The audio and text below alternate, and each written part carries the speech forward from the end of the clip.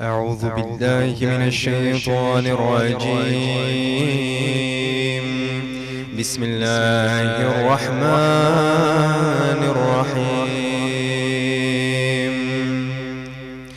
ياسين والقرآن الحكيم،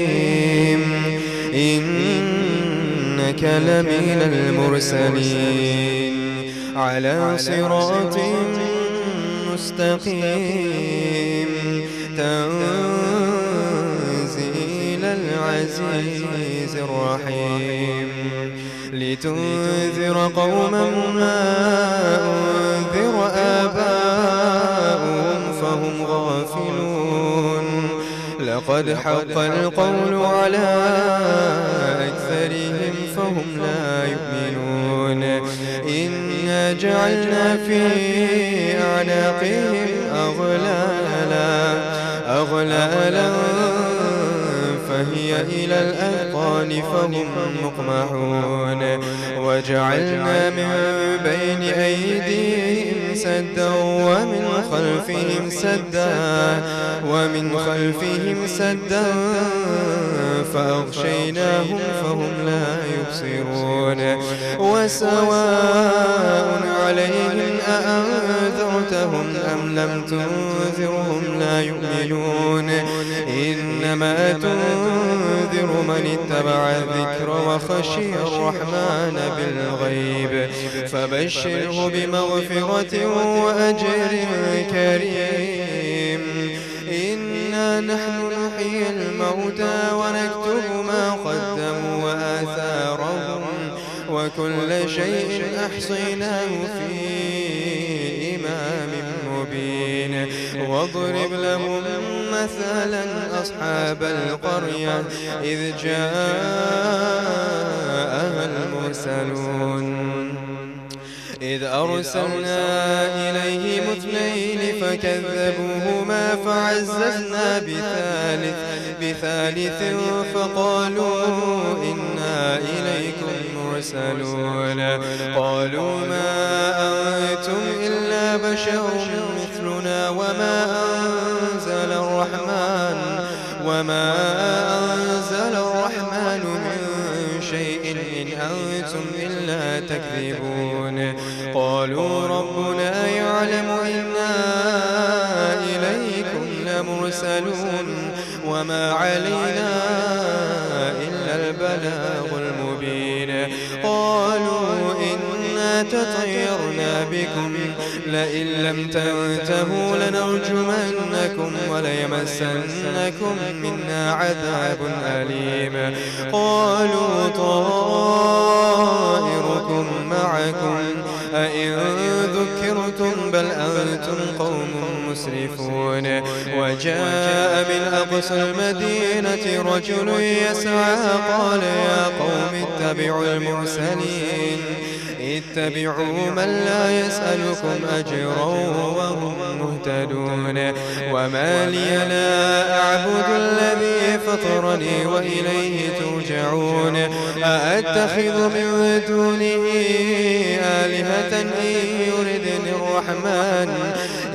يردني الرحمن بضر لا تغن عني شفاعتهم شيئا ولا ينقذون. إني إذا لفي ضلال مبين. إني آمنت بربكم فاسمعون. قيل ادخل الجنة قال يا ليت قومي يعلمون بما غفر لي ربي وجعلني من المكرمين. وما أنزلنا على قومه من بعده من جود من السماء وما كنا منزلين. إن كانت إلا صيحة واحدة فإذا هم خامدون. يا حسرة على العباد ما يأتيهم من رسول إلا كانوا به يستهزئون. ألم يروا كم أهلكنا قبلهم من القرون أنهم إليهم لا يرجعون وإن كل لما جميع لدينا محضرون وآية لهم الأرض الميتة أحييناها وأخرجنا منها حبا فمنه يأكلون وجعلنا فيها جنات من نخيل وأعناب وفجرنا فيها من العيون ليأكلوا من ثمره وما عملته أيديهم أفلا يشكرون سبحان الذي خلق الأزواج كلها مما تنبت الأرض ومن أنفسهم ومما لا يعلمون وآية لهم الليل نسلخ منه النهار فإذا هم مظلمون والشمس تجري لمستقر لها ذلك تقدير العزيز العليم والقمر قدرناه منازل حتى عاد كالعرجون القديم لا الشمس ينبغي لها أن تدرك القمر ولا الليل سابق النهار وكل في فلك يسبحون وآية لهم أنا حملنا ذريتهم في الفلك المشحون وخلقنا لهم من مثله ما يركبون وإن نشأ نغرقهم فلا صريخ لهم ولا هم يوقظون إلا رحمة منا ومتاعا إلى حين وإذا قيل لهم اتقوا ما بين أيديكم وما خلفكم لعلكم ترحمون وما تأتيهم من آيات ربهم إلا كانوا عنها معرضين وإذا قيل لهم أنفقوا مما رزقكم الله قال الذين كفروا للذين آمنوا أنطعم من لو يشاء الله أطعمه إن أنتم إلا في ضلال مبين ويقولون متى هذا الوعد إن كنتم صادقين ما ينظرون إلا صيحة واحدة تأخذهم وهم يخصمون فلا يستطيعون توصية ولا إلى أهلهم يرجعون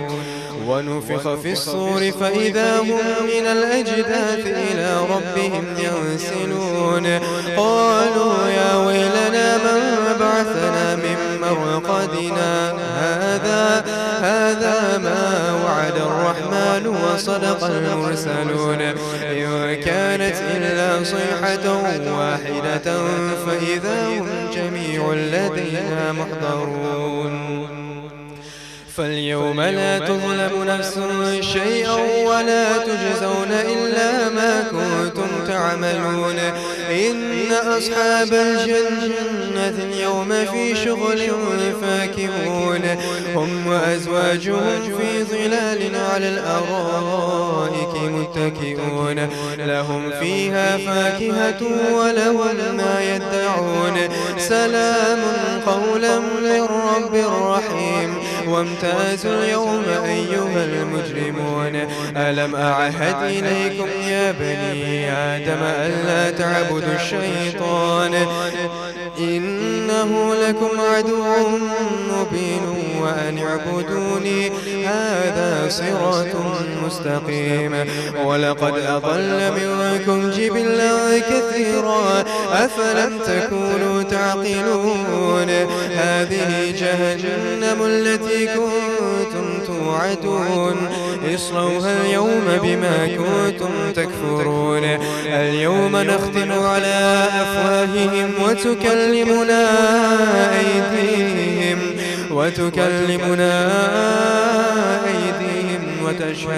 وتشهد أرجلهم بما كانوا يكسبون ولو نشاء لطمسنا على أعينهم فاستبقوا الصراط فأنى يبصرون ولو نشاء لمسخناهم على مكانتهم فما استطاعوا مضيا ولا يرجعون ومن نعمره ننكسه في الخلق أفلا يعقلون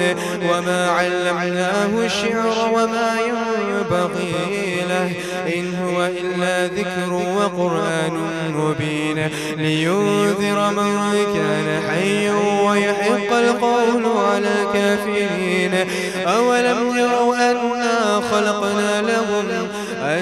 خلقنا لهم مما عملت أيدينا أنعاما فهم لها مالكون وذللناها لهم فمنها ركوبهم ومنها يأكلون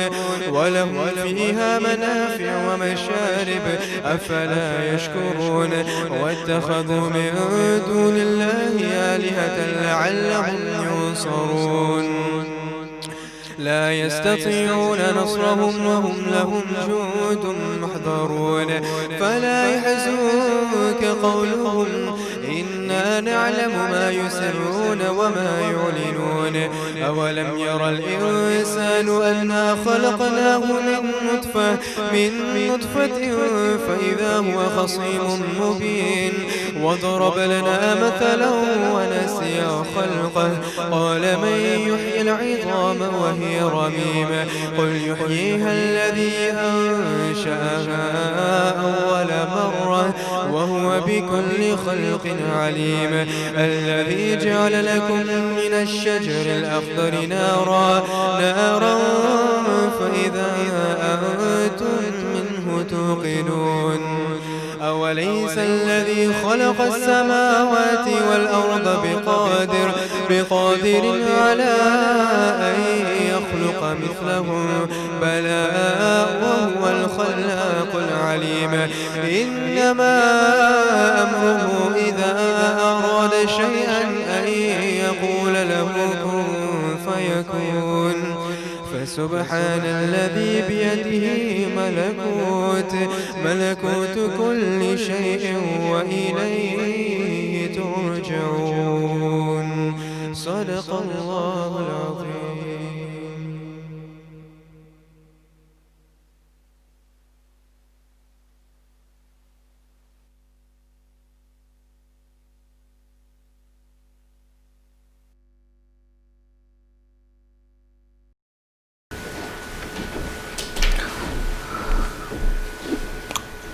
السلام علیکم ورحمۃ اللہ وبرکاتہ.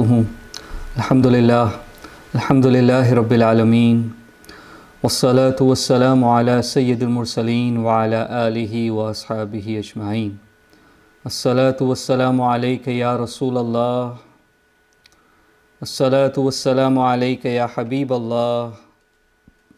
الصلاة والسلام علیک یا نبی اللہ وعلی آلک و اصحابک یا نور اللہ صلی اللہ تعالیٰ علیہ وسلم. میرے پیارے آقا صلی اللہ تعالیٰ علیہ وسلم کے پیارے دیوانوں، اب سے کچھ ہفتے پہلے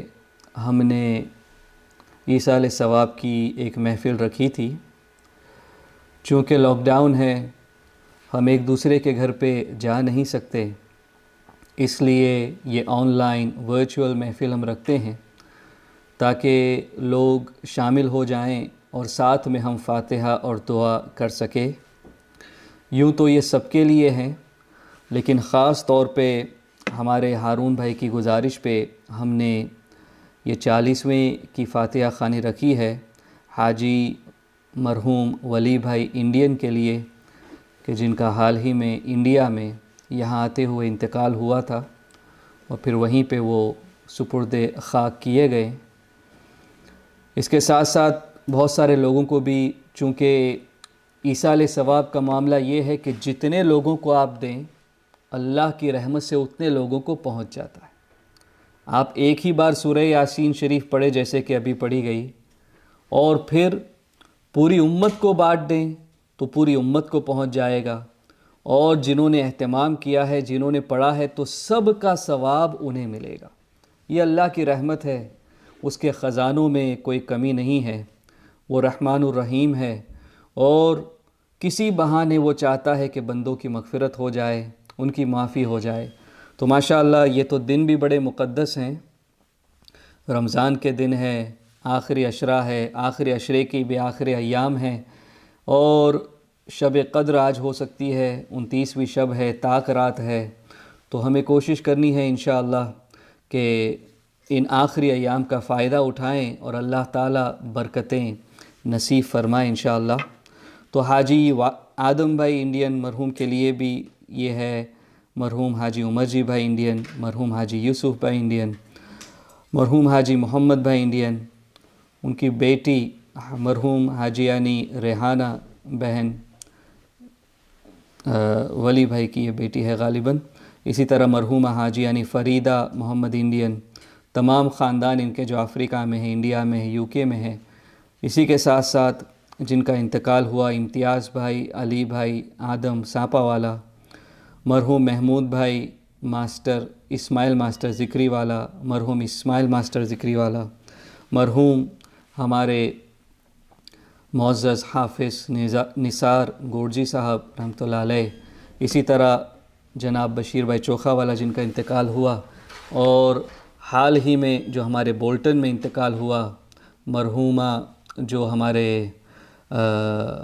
فاروق بھائی دودھ والا کی امی جان ہے، ان کا انتقال ہوا۔ ان سب کے لیے ہم ایصال ثواب کرتے ہیں، اللہ کی رحمت سے پوری امید لگا کر کہ رمضان کے اس مقدس مہینے میں، ان مقدس آخری ایام میں اللہ تبارک و تعالی فضل فرمائے گا، اور انشاءاللہ تبارک و تعالی ان تمام کی مغفرت فرمائے گا، ان کی قبروں کو نور اور نکھت سے بھر دے گا انشاءاللہ تبارک و تعالی۔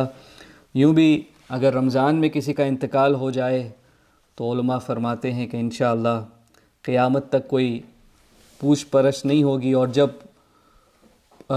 قیامت تک نہیں ہوگی تو انشاءاللہ اس کے بعد بھی اللہ کی رحمت سے امید ہے کہ ایک بار چھوڑ دیا تو وہ کریم ہے، پھر چھوڑ ہی دیا پھر انشاءاللہ کوئی پکڑ نہیں ہوگی۔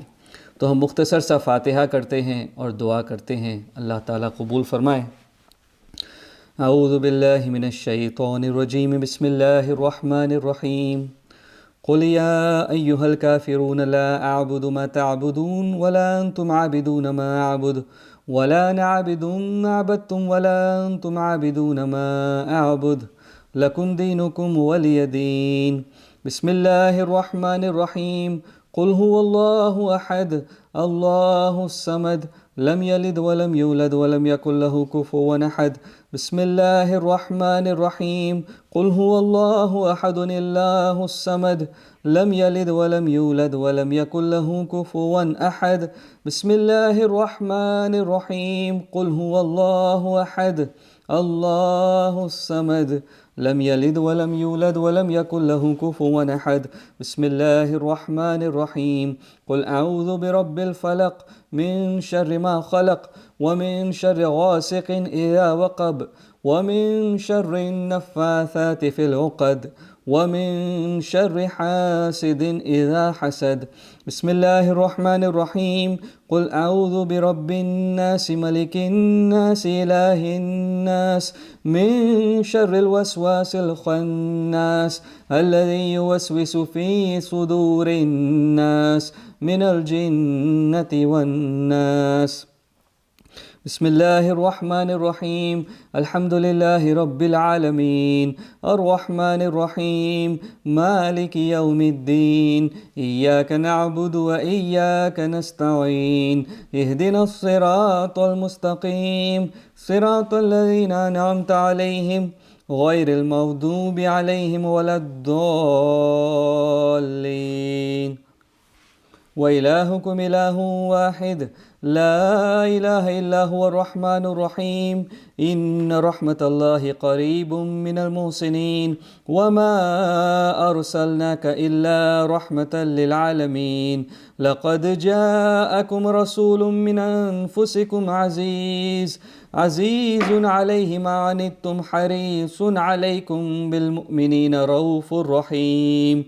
فإن تولوا فقل حسبي الله لا إله إلا هو عليه توكلت وهو رب العرش العظيم ما كان محمد أبا أحد من رجالكم ولكن رسول الله وخاتم النبيين وكان الله بكل شيء عليما إن الله وملائكته يصلون على النبي يا أيها الذين آمنوا صلوا عليه وسلموا تسليما اللهم صل وسلم وبارك على سيدنا ومولانا محمد النبي الأمي الحبيب العالي القدر العظيم الجاه وعلى آله وصحبه وبارك وسلم۔ انشاءاللہ دعا میں ہم آج پاکستان میں جو حادثہ ہوا، جو ہمارے مسلمان بھائی بہن پلین کریش میں جن کا انتقال ہوا یا جہاں پہ گرا وہ پلین وہاں انتقال اگر ہوا ہو تو ان کے لیے بھی ہم ایصال ثواب کریں گے۔ اسی کے ساتھ ساتھ انڈیا میں بھی ہمارے بہت سارے ساتھی مبلغین معاونین جن کا انتقال ہوا ہے وائرس کی وجہ سے یا ایسے بھی، ان کے لیے بھی خاص طور پہ ہمارے مرکز کے جناب سید اشتیاق باپو ان کے لیے، اور ابھی ہمارے مولانا محمد خالد صاحب لیسٹر سے انہوں نے کہا کہ ایک بندہ جو ہے یہ حالات بڑے کرٹیکل ہے خاص طور پہ انڈیا وغیرہ میں، وہ اس کی شاپ تھی بامبے میں اور لاک ڈاؤن جب ہوا تو سائیکل سے وہ بامبے سے جے پور سے آگے جو ہے باسنی کر کے ایک علاقہ ہے وہاں پہ وہ سائیکل کر کے گیا اور وہاں جب پہنچا تو کرونا وائرس کے لیے پازیٹیو اس نے ٹیسٹ کیا اور اسی میں آج اس کا انتقال ہوا ہے۔ انا للہ و انا الیہ راجعون۔ ایسے بہت سارے واقعات ہیں لوگوں کے، بس بہت ساری سفرنگز ہے اس وقت دنیا میں۔ اللہ تعالیٰ جمعۃ الوداع کے صدقے میں اور ان نیک ایام پاکیزہ ایام کے صدقے میں اللہ تعالیٰ سب کی ان پریشانیوں کو دور فرمائیں اور سب کو صبر جمیل نصیب فرمائیں۔ دعا کریں۔ الحمدللہ رب العالمین والصلاة والسلام علی سید المرسلین وعلی آلہ واصحابہ اجمعین یا ارحم الراحمین یا ارحم الراحمین یا ارحم الراحمین۔ اللہم ربنا ظلمنا انفسنا وإن لم تغفر لنا وترحمنا لنكونن من الخاسرین۔ اللهم ربنا آتنا في الدنيا حسنة وفي الآخرة حسنة وقنا عذاب النار۔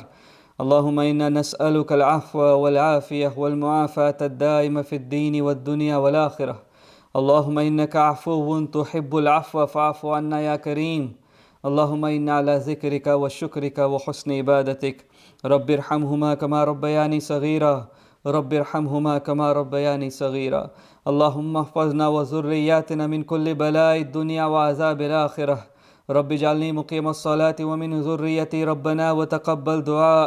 ربنا اغفر لي ولوالدي وللمؤمنين يوم يقوم الحساب۔ رب اغفر وارحم وانت خير الراحمين، رب اغفر وارحم وانت خير الراحمين۔ یا ذا الجلال والاکرام، یا ذا الجلال والاکرام، یا ذا الجلال والاکرام۔ الہ العالمین، جو کچھ بھی ہم نے فاتحہ میں پڑھا ہے، اسی کے ساتھ جو بھی 12 قرآن پاک ختم کیے گئے ہیں، بہت سارے یاسین شریف، کلمہ طیبہ، درود پاک، اذکار جو بھی پیش کیے گئے ہیں، ان کی فیملی کی طرف سے اور ہم سب تمام کی طرف سے، اور جنہوں نے بھی ماہ رمضان میں قرآن پاک ختم کیا، میرے مولا ان سب کا ثواب ہدیتاً تحفتاً تیرے پیارے حبیب تاجدار دو عالم سرکار دو جہاں جناب محمد رسول اللہ صلی اللہ علیہ وسلم کی بارگاہ کرم میں پیش کرتے قبول فرما۔ تمام انبیاء کرام علیہم الصلاۃ والتسلیم کی بارگاہوں میں یا رب پیش کرتے ہیں قبول فرما۔ تمام صحابہ کرام، صحابیات، ازواج مطہرات، اہل بیت اعظام، خاص طور پہ اس ماہ مبارک میں جو شہید ہوئے، جن کا وصال ہوا، یا اللہ ان سب کی بارگاہوں میں پیش کرتے ہیں قبول فرما۔ یا رب تمام تابعین، تبع تابعین، تمام سلاسل کے مشائخ، اولیاء کرام، بزرگان دین کے لیے پیش کرتے قبول فرما۔ بالخصوص حضور سیدی غوث الثقلین غوث العظم دستگیر رضی اللہ تعالیٰ عنہ، حضور سیدی خواجہ غریب نواز رحمۃ اللہ تعالیٰ علیہ، سیدی مخدوم جہانگیر اشرف جہانگیر سمنانی رحمۃ اللہ تعالیٰ علیہ کے لیے، سیدی امام اہل سنت اعلیٰ حضرت کے لیے، حضور مفتی اعظم ہند کے لیے، ہم سب کے مشائخ کے لیے، خاص طور پہ یا اللہ ان تمام مرحومین کے لیے، اور بالخصوص یا اللہ جناب ولی بھائی انڈین کے لیے پیش کرتے قبول فرما، ہمارے فاروق بھائی کی والدہ کے لیے پیش کرتے قبول فرما، یا اللہ سید اشتیاق باپو کے لیے پیش کرتے قبول فرما، یا اللہ ہمارے ہارون بھائی کی فیملی میں جو کوئی بھی انڈین فیملی میں یا اللہ جن کا انتقال ہوا ان کے لیے پیش کرتے قبول فرما، یا اللہ سنی دعوت اسلامی کے تمام جو متعلقین ہیں محبین ہیں ان میں جس کا انتقال ہوا ان کے لیے، آج پلین حادثے میں یا اللہ جو یا اللہ تیری بارگاہ میں پہنچے ہیں ان کے لیے، اور میرے کریم جن کا بھی انتقال ہوا وائرس کی وجہ سے یا رمضان میں یا جہاں بھی میرے مولا ایمان کے ساتھ تیری بارگاہ میں آئے ہیں سب کے لیے پیش کرتے ہیں قبول فرما۔ ابھی جو ہمارے بھائی جن کا راجستھان میں انتقال ہوا ان کے لیے پیش کرتے ہیں قبول فرما، یا رب ذوالجلال سب کی مغفرت فرما، سب کے صغیرہ کبیرہ گناہوں کو معاف فرما، یا اللہ ان کی قبر کو نور سے بھر دے، قرآن پاک کے نور کا صدقہ عطا فرما، یا اللہ ان کی قبر کو جنت کے باغوں میں سے ایک باغ بنا دے، یا اللہ تا حد نگاہ وسیع فرما دے، یا رب ذوالجلال تمام کے درجات کو بلند فرما، پسماندگان کو صبر جمیل نصیب فرما، جو ایصال ثواب کیا گیا ہے اس کے صدقے میں تمام کی مغفرت فرما، یا رب سب کو صبر پہ اجر نصیب فرما، یا الہ العالمین یہ رمضان پاک کے آخری ایام ہے، میرے مولا خیر و عافیت سے گزر جائے، اور آئندہ رمضان ہمیں خیر و عافیت سے بتا، ہمارے والدین کو بھی بتا، ہمارے بچوں کو بھی بتا، یا اللہ ہمارے والدین بیمار جو بھی بیمار ان کے ساتھ ہو سب کو شفاء کاملہ عاجلہ نصیب فرما، جو جہاں کہیں بیمار ہے ہاسپٹل میں یا گھروں پہ یا اللہ سب کو صحت اور سلامتی نصیب فرما، جو پریشان حالی کے عالم میں ہے میرے مولا، لوگوں کے جابس چلے گئے ہیں، رزق کی تنگی میں ہیں، میرے مولا غیب سے انتظام فرما، تو رمضان میں رزق کو بڑھا دیتا ہے میرے مولا، سب کو فراواں رزق عطا فرما، حلال رزق کے دروازوں کو ان پہ کھول دے، میرے کریم تیری راہ میں لٹانے کی بھی توفیق نصیب فرما، سب کی مصیبتیں دور فرما، پریشانیاں دور فرما، محتاجیاں دور فرما، دعاؤں کو یا رب قبول فرما، سب کی نیکیاں قبول فرما، سب کے روزے قبول فرما، سب کے یا اللہ تراویح قبول فرما، سب کی تلاوت قبول فرما، روزے اور سحور میں یا اللہ افطار کے وقت جو دعائیں کی ہیں میرے پروردگار سب کو قبول فرما، کسی کو رد نہ فرما، سب کو اپنی شائن شان عطا فرما، اپنی شائن شان عطا فرما، یا اللہ رمضان کے آخر میں تقوی نصیب فرما، میرے مولا تقوی کے ساتھ ساتھ شکر گزاری نصیب فرما، میرے کریم رمضان کے مقاصد کو حاصل کرنے کی توفیق نصیب فرما، یا رب ذوالجلال رمضان کے بعد بھی گناہوں سے ایسے ہی بچتے رہیں ایسی توفیق نصیب فرما، اپنے اوقات کو ضائع نہ کرے ایسی توفیق نصیب فرما، تیری اسی طرح عبادت کرے ایسی توفیق نصیب فرما، یا رب توبۃ نصوحہ نصیب فرما، توبہ پہ استقامت نصیب فرما، یا رب ذوالجلال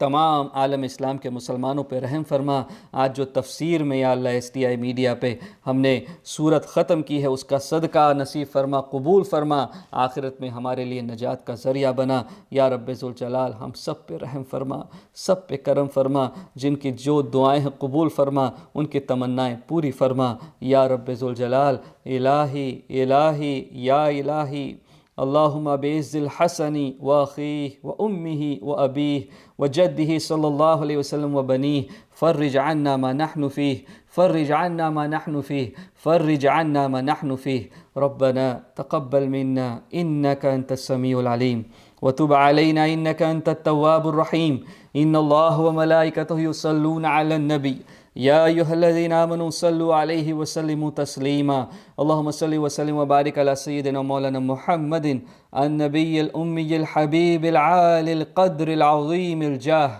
وعلی آلہ وصحبہ وبارک وسلم۔ اللہ یہ جمعۃ الوداع ہے اور جمعۃ الوداع کے تقریباً آخری ایام، آخری ساعتیں، آخری گھنٹے بچے ہیں، میرے مولا دعائیں قبول